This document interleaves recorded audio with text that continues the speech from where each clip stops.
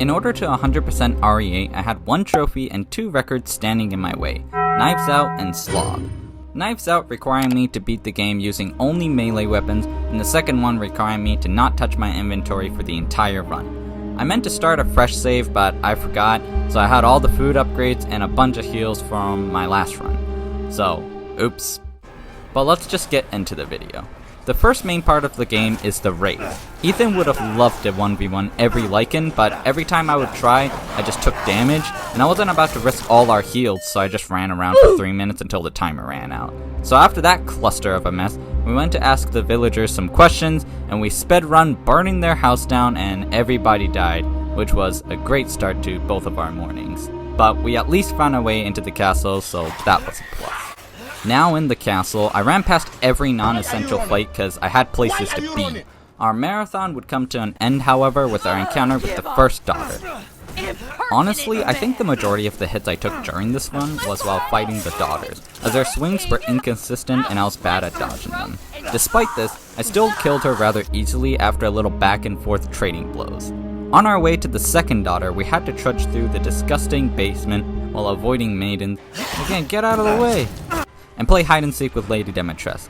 Oh! She actually ended up cutting me pretty good, and I swore revenge while I super glued my hand back together. We would also run into trouble during our second fight because me being the genius thought that throwing dynamite at a bookshelf would blow it up. And what? But apparently not, so I had to move the bookshelf and try again, and it seemed to do the trick this time. And after a little knife fight, Ethan came out victorious, which left us with two more boss fights, Lady Dimitrescu and the final daughter. But before we got to our third boss battle, I ended up serenading Lady Dimitrescu with my piano skills, which I could tell that she was a fan of. The fight ended up not lasting very long, as she was more focused on complaining about the sunroof I kept opening than swinging her weapon. And now that all three daughters were dead, I thought that I'd go finally upgrade my knife. So with a mere 300 lei, I purchased the Karambit and the LZ Answer, which is totally not a Star Wars ripoff. Now with my new weapons, it was finally time to enact my revenge on Lady Dimitrescu. This boss fight is a little intimidating because this big ass thing keeps trying to eat you, but if you pick a leg and stick to it, you can easily keep jabbing her. After a couple minutes of this, you move on to her second phase, which is so much easier. All I did here was go up and absolutely spam the lightsaber, and she was done after just a few hits. So, crawling over her dead body, I took the path over to the main part of the village, where Duke kindly gave us the map of the entire village and doxed all the boss enemies. Before we go over to Miss Beneviento's house, we first have to find a key to open her gate, so we go on a little side quest in the village. There's a horde of Lycans who show up looking for some smoke, but I just ignored all of them like I did the maidens.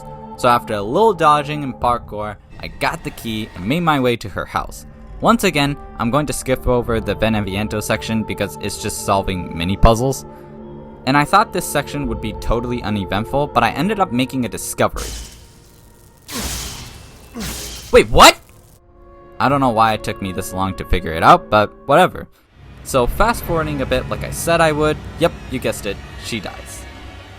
Moving on to Moru's village, we are stopped by the wolf thing, which was terrible at being a guard dog by the way, because I easily ran past it. We've now finally made it to Mr. Fishman territory.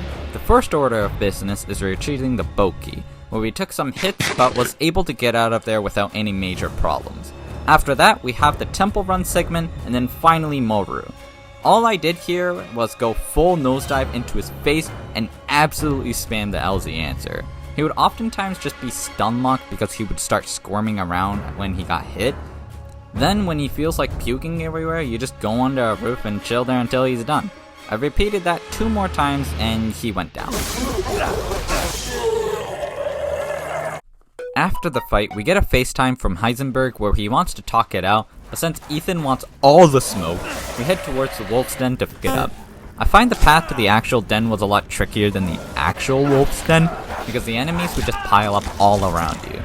Even though we were done more than half the game now, I was still struggling with guarding. However, since I spent more of my time running past enemies than fighting them, I ended up having a lot of backup heals. So getting through was still not that difficult. The actual Wolf's Den went a lot better because the enemies would all come in single file, which made it really easy to pick them off. Most of the time, the Lycans would do like a grab attack, and after you dodged that, you could just 2-hit them with the saber. But the main show of the party was the guy with the big ass hammer.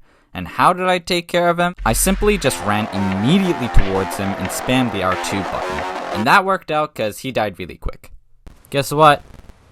It's almost my daughter's half birthday. So now that that's done, it was time to go to Heisenberg's factory, right? Well, unfortunately all the footage was just erased. But basically to summarize, we killed a bunch of his experiments, did a boss fight with Propeller Man, then did another boss fight with Heisenberg, and then blew up his entire life's work, so that was cool. So just skipping forward to the Chris section, I was getting absolutely mauled by a horde of Lycans, so instead of facing my problems, I just ran away and these beefy legs took me far enough that I could mark the airstrike location. However, if you launch the thing wrong, you can accidentally hit and kill some of the Lycans on the ground, which is exactly what happened. And because I forgot to save for a while, I ended up having to redo half of the factory section and the Heisenberg fight, and get all the way back to where I was with Chris. Do I have proof that this happened? No, but just believe me, okay, because it was bullshit. I really thought that I was done with the annoying part, but the real annoying part was just about to begin. I've already experienced the hell of fighting this dude for 10 minutes in my last video, so I was used to his attack pattern. However, that did not make this guy any easier, as he was just as much of a pain in the ass like last time. I spent the next 7 minutes crouching with Chris's booty in my face, dodging attacks, and even after all that, I got absolutely obliterated by this man's. And at this point, I was done. I wasn't going to spend any more time trying to beat this guy, so I made the unspeakable decision to switch to easy difficulty. So I'm sorry to disappoint, but I was just not strong enough to continue another 10-minute cycle of stabbing his leg over and over again. This obviously made the fight a hell of a lot easier, and for some reason, I was able to get him stun locked in the corner and he died after like 4 minutes, which was a huge relief. And also, I just want to mention how goofy it is that Chris just fits this entire thing into his pocket. Then we switch back to Mr. Winters for the final boss, Miranda. And as always, I used the same strategy of just nosediving in and spamming.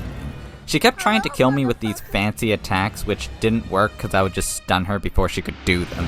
Finally, I would get the cutscene where she grabs you up, and I mandatorily shot her in the face and she went down, which meant that I finally obtained the last 2 records and shortly after got the Platinum Trophy for RE8. So, was this a fun challenge? Not really, cause it really can be a pain in the ass sometimes. I think the best way to go about this one is to use the Karambit, cause it's more easily accessible, and you don't have to boot it up every time you want to use it like the LZ Answer. I'm sorry that I lost all the footage for the factory, but oh well, stuff happens. Lastly, I just wanted to say, thank you for watching. Mata ne!